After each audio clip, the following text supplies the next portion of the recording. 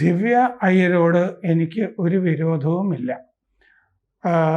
ദിവ്യ മുമ്പും പല വിവാദങ്ങളിൽ പെട്ടപ്പോഴൊന്നും ഞാൻ പ്രതികരിച്ചിട്ടുമില്ല. പക്ഷേ ഇപ്പോൾ കെ രാഗേഷ് കണ്ണൂർ ജില്ലാ സെക്രട്ടറി ആയപ്പോൾ ദിവ്യ അതിനോട് പ്രതികരിച്ചത് സാമാന്യം നല്ല വിവാദം ഉണ്ടാക്കിയിട്ടുണ്ട്. കാരണം കെ രാഗേഷിനെ കണ്ണൂരിൽ കലക്ടറായിട്ടല്ല നിയമിച്ചത്, CPMൻ്റെ ജില്ലാ സെക്രട്ടറി ആയിട്ടാണ് നിയമിച്ചത്. പാർട്ടി ഒരാളെ ഇത്തരം പദവികളിൽ നിയമിക്കുമ്പോൾ അതിന് പണ്ടൊക്കെ പ്രത്യേകതരം മാനദണ്ഡങ്ങൾ ഉണ്ടായിരുന്നു. ഇപ്പോൾ ആ ആൾ എത്രമാത്രം മുഖ്യമന്ത്രിയോട് അടുത്ത് നിൽക്കുന്നു എന്നതാണ് പ്രധാനപ്പെട്ട മാനദണ്ഡം. അങ്ങനെ മുഖ്യമന്ത്രിക്ക് നല്ല സേവനം കൊടുത്ത ആൾ എന്നുള്ള നിലയ്ക്കാണ് കെ രാഗേഷ് അവിടെ എം പി ജയരാജന് പകരമായിട്ട് വന്നിട്ടുള്ളത്. വിഴിഞ്ഞം തുറമുഖത്തിൻ്റെ MD ആണ് ദിവ്യ അയ്യർ. അവർ പറഞ്ഞിരിക്കുന്നത് കർണന് പോലും അസൂയ തോന്നും വിധമാണ് മുഖ്യമന്ത്രിക്ക് രാഗേഷ് കവചം തീർത്തുന്നത് എന്നാണ്.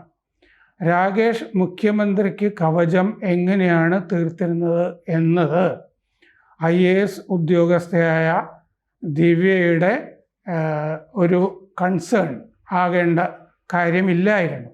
കാരണം എന്താണെന്ന് വെച്ച് കഴിഞ്ഞാൽ കെ രാഗേഷിനെ മുഖ്യമന്ത്രിയുടെ പ്രൈവറ്റ് സെക്രട്ടറി ആയി സെക്രട്ടേറിയറ്റിൽ മുഖ്യമന്ത്രിയുടെ ഓഫീസിൽ വച്ചിരുന്നത് രാഷ്ട്രീയ കാരണങ്ങൾ കൊണ്ടാണ്. അത് അവിടെ ഇരുന്ന് കഠിനാധ്വാനം ചെയ്യാൻ വേണ്ടി തന്നെയാണ്. CPM പോലൊരു പാർട്ടി എങ്ങനെയാണ് നടക്കുന്നത് എന്ന് ദിവ്യയ്ക്ക് അറിയാമോ എന്ന് എനിക്കറിഞ്ഞുകൂടാ. എനിക്ക് നന്നായിട്ട് അറിയാം. അതിൻ്റെ അകത്ത് ഒരു പ്രമാണിത്വം അല്ലെങ്കിൽ ഒരു ബൂർഷ്വാ വർഗം, ഒരു ഭരണവർഗം, പ്രമാണി വർഗം ആ പാർട്ടിയിൽ രൂപം കൊണ്ടിട്ടുണ്ട് എന്നുള്ളത് സാധാരണ സഖാക്കൾക്കൊക്കെ അറിയാവുന്നതാണ്. ഈ പ്രമാണി വർഗത്തിൻ്റെ അടിമകളായി ജീവിക്കാൻ കഴിയുന്നവരെയാണ് ഇത്തരം സ്ഥാനങ്ങളിലൊക്കെ വയ്ക്കാറ്. അപ്പോൾ അതുകൊണ്ട് എപ്പോഴും ആ ഓഫീസിലേക്ക് വിളിവരാം, പ്രമാണിയിൽ നിന്ന് വിളിവരാം. അതുകൊണ്ട് ഏത് സമയവും 24 മണിക്കൂറും വിളിപ്പുറത്തുണ്ടായിരിക്കണം. അതുകൊണ്ട് രാഗേഷ് അവിടെ ഇരുന്ന് 24 മണിക്കൂർ ജോലി ചെയ്യുകയും കർണന് പോലും അസൂയ തോന്നത്തക്ക വിധം മുഖ്യമന്ത്രിക്ക് കവചം തീർക്കുകയും ചെയ്തെങ്കിൽ അത് രാഗേഷിൻ്റെ ഒരു മേന്മയായി കരുതാൻ കഴിയുകയില്ല. ഒരു അടിമത്തമായിട്ട് മാത്രമേ കണക്കാക്കാൻ കഴിയൂ. വളരെ വർഷങ്ങൾക്ക് മുമ്പ് ഞാൻ മന്ത്രിയായിരുന്ന ഒരു CPM നേതാവിനെ വിളിച്ചു കഴിഞ്ഞപ്പോൾ അദ്ദേഹം ഫോൺ എടുത്തില്ല. കുറേ കഴിഞ്ഞ് തിരിച്ചു വിളിച്ചിട്ട് അദ്ദേഹം പറഞ്ഞു, രാമേന്ദ്രൻ വിളിക്കുമ്പോൾ ഞാനൊരു പ്രമാണിയുടെ കൂടെയായിരുന്നു എന്നോട് പറഞ്ഞു. പ്രമാണി എന്ന അദ്ദേഹം ഉദ്ദേശിച്ചത് പാർട്ടിയിലെ തന്നെ ഏറ്റവും വലിയ നേതാവിനെയായിരുന്നു. അപ്പോൾ ഇങ്ങനെ ഒരു സംസ്കാരത്തിലാണ് ആ പാർട്ടി നടന്നുകൊണ്ടിരിക്കുന്നത്. എന്തായാലും ഇതിന് എതിരെ പ്രതികരണവുമായി വന്നത് യൂത്ത് കോൺഗ്രസ് തന്നെയാണ്. ദിവ്യയുടെ ഭർത്താവ് ശബരിനാഥൻ നിൽക്കുന്നത് യൂത്ത് കോൺഗ്രസ്സിലാണ്. അപ്പോൾ ശബരിനാഥൻ്റെ ഭാര്യയായിട്ടും ഇങ്ങനെ CPMന് വേണ്ടി അവർ പ്രതികരിക്കുന്നു എന്ന സംശയം യൂത്ത് കോൺഗ്രസ്സിന് സ്വാഭാവികമായിട്ടും ഉണ്ടാകാം. അപ്പോൾ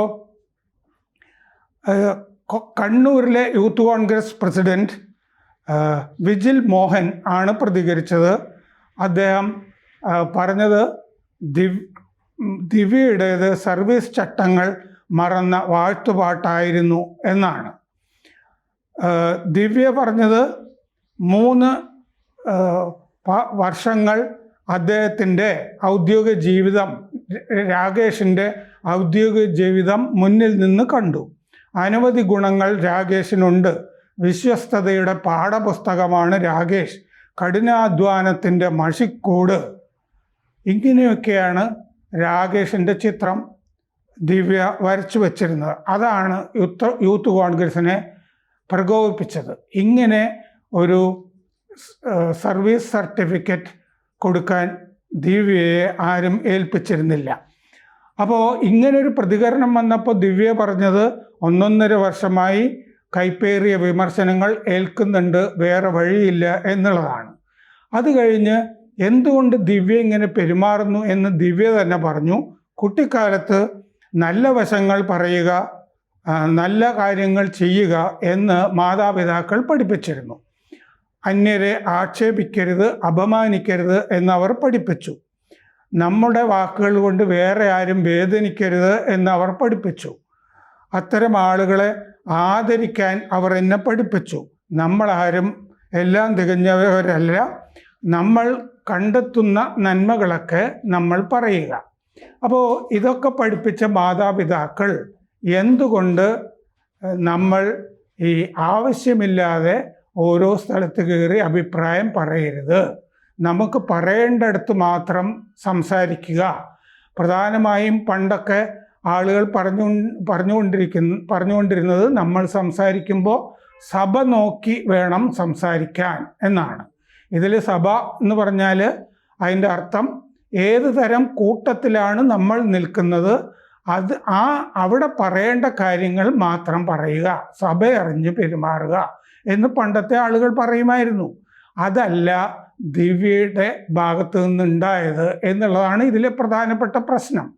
ദിവ്യക്ക് ശമ്പളം നൽകുന്നത് സർക്കാരാണ്. ദിവ്യക്ക് ശമ്പളം നൽകുന്നത് AKG സെൻറ്ററിൽ നിന്നല്ല.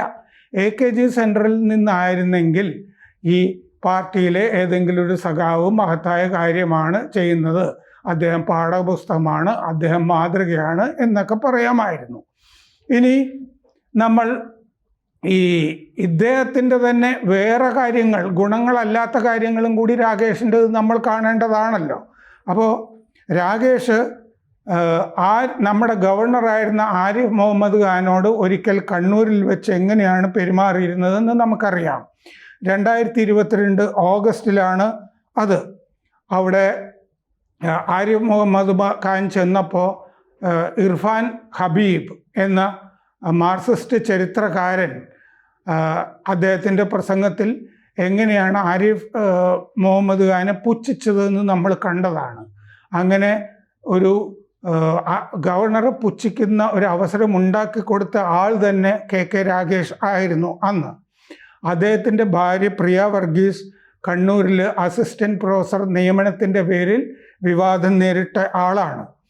മുഖ്യമന്ത്രിയുടെ പ്രൈവറ്റ് സെക്രട്ടറി ആയിരുന്നുകൊണ്ട് കണ്ണൂർ സർവകലാശാലയിൽ ഇങ്ങനെ ഭാര്യയ്ക്ക് ജോലി വാങ്ങിക്കൊടുത്തത് അനൗചിത്യമാണെന്ന് ആരിഫ് മുഹമ്മദ് ഖാൻ പറഞ്ഞിരുന്നു.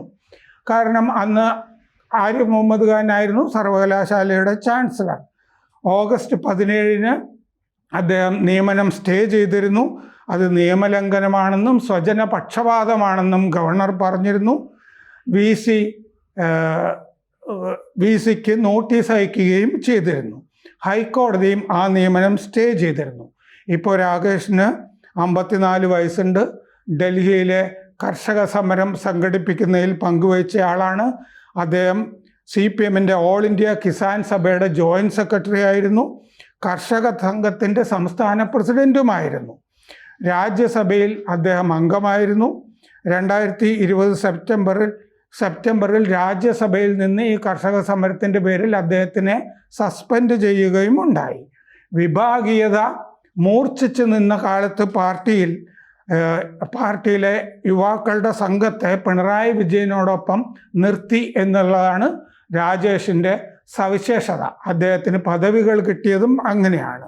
ധർമ്മടത്ത് പിണറായി വിജയൻ്റെ ക്യാമ്പയിൻ മാനേജറായിരുന്നു രാകേഷ് എന്നെല്ലാവർക്കും അറിയാവുന്നതാണ്. 2009 കണ്ണൂരിൽ നിന്ന് ലോക്സഭയിലേക്ക് മത്സരിച്ചെങ്കിലും തോറ്റുപോയി. TP ചന്ദ്രശേഖരൻ വധക്കേസിലെ ചില പ്രതികളെ ഒളിപ്പിച്ചയാളാണ് KK രാഗേഷ് എന്ന ആരോപണമുള്ളതാണ്. രാഗേഷിനെതിരായ ആ കേസിലെ നീക്കം ഹൈക്കോടതി സ്റ്റേ ചെയ്തിരുന്നു. 2014 PK ശ്രീമതി കോൺഗ്രസിൽ നിന്ന് കണ്ണൂർ മണ്ഡലം പിടിക്കുമ്പോൾ ശ്രീമതിയുടെ ഈ തെരഞ്ഞെടുപ്പ് മാനേജറുമായിരുന്നു രാകേഷ്. അങ്ങനെ കോൺഗ്രസിൽ നിന്ന് മണ്ഡലം പിടിച്ചെടുക്കാൻ സഹായിച്ചു എന്ന ഖ്യാതിയിലാണ് രാജ്യസഭയിലേക്ക് രാകേഷ് പോകുന്നത്. ഇതിൽ ഒരുപാട് കാര്യങ്ങൾ രാകേഷിൻ്റെ ഗുണങ്ങളല്ലാതെയും ഉണ്ട് എന്ന് തെളിയിക്കാൻ വേണ്ടി ഞാൻ പറഞ്ഞതാണ്. ടി.പി. ചന്ദ്രശേഖരൻ വധക്കേസ് പ്രതികളെ ഒളിപ്പിച്ചു എന്ന ആരോപണം ഉള്ളയാളാണ് രാകേഷ്. അതിൻ്റെ ന്യായാന്യായങ്ങൾ നമുക്കറിഞ്ഞൂടാ. എന്തായാലും അങ്ങനെ ആരോപണമുണ്ട്. അപ്പോൾ രാഷ്ട്രീയത്തിൽ ഇടപെടുമ്പോൾ സൂക്ഷിക്കേണ്ടതാണ്. ദിവ്യ അത് ചെയ്തില്ല. ഇങ്ങനെ ഇപ്പോൾ നടന്നത് ഒരു മണിയടി മാത്രമാണ്. ആ മണിയടി കൊണ്ട് അടുത്ത ഊഴത്തിലും CPM ആയിരിക്കും എന്ന് വിചാരിച്ചിട്ടാണ് അങ്ങനെ ഒരു മണിയടി നടത്തിയതെങ്കിൽ ദിവ്യയ്ക്ക് നല്ല ഭാവി ഉണ്ടാകട്ടെ എന്ന് മാത്രം ആശംസിക്കുന്നു. എന്തായാലും ഇപ്പോൾ ചെയ്തത് ശരിയായില്ല. AKG സെൻറ്ററിൽ നിന്നല്ല ശമ്പളം വാങ്ങുന്നത് എന്ന് ദിവ്യ ഓർക്കേണ്ടതാണ്.